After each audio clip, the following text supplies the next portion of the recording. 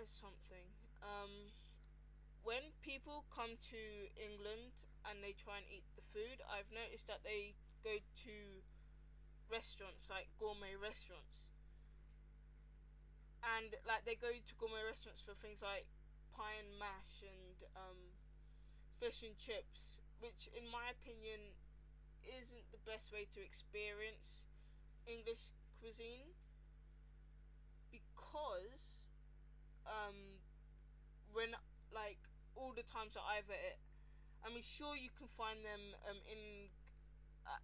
I guess it tastes good in a gourmet restaurant, but nothing just beats the feeling of finding a obscure shop on the street, and them serving it to you in like fish and chips in like a bag or something, and just like eating it like out, instead of like having a china plate and everything there. Um, Fish and chips for me, it would be it would better to go to like the countryside to eat it, because it's quite common there, and also it's really nice there. I think that they make the best fish and chips. But then, if you're not in the countryside and you're in the city, like you're in the city, then I guess you should try and find a shop, because if you're on the streets, you can probably find a lot of shops. Now, some are better than others, but that's why it's kind of better to look around, eat in different shops, and then try and find your best one and go there regularly. And because it's just, I don't know what the difference is. I guess it's just the feeling of it. It feels more British to have it in a shop on a street than in a gourmet restaurant by a chef. Um, there's a shop near me, a pie and mash shop, and it's been there for years.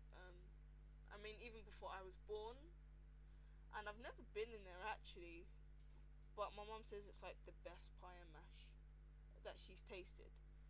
I can't remember the name. I know for some reason I know it has eel in the title, but I can't remember exactly. But, and also one thing you're gonna notice this now. This isn't really English cuisine, but you're gonna notice it in London. Um, it's like chicken and chips. Yeah. You're gonna see a lot of shops. Well, at least where I am, there's a lot of shops. Like literally, where I am, it's a really good area because it's got absolutely everything. It's got a library, a doctor's,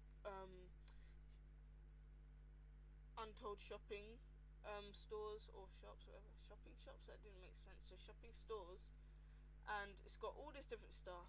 And um, just walking down the I don't want to call it a marketplace, but like the street, like the main street of this place, it's you'll see a lot of chicken shops.